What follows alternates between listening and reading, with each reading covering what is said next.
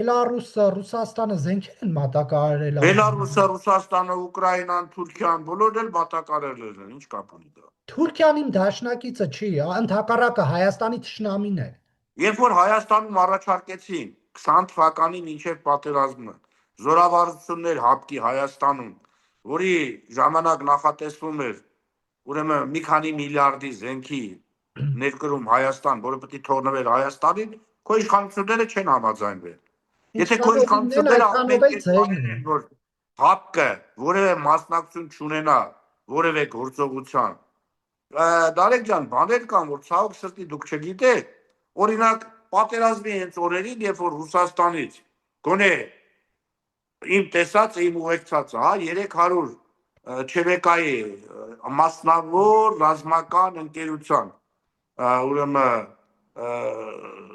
մարտիկներ եկան Հայաստան, ես էի դրանց ուղեկցում դեպի Արցախ, երբ որ մենք արդեն Գորիսում էինք, Հայաստանի ազգային ժողովը օրենք ընդունեց, որով արգելեց օտարերկրյա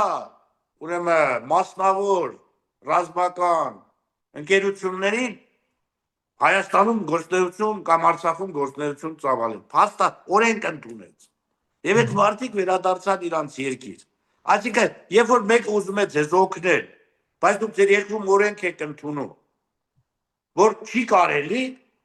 թույլ չեք տալի, ո՞ց եք ուզում, որ այդ մարդիկ ձեզ օգնեն։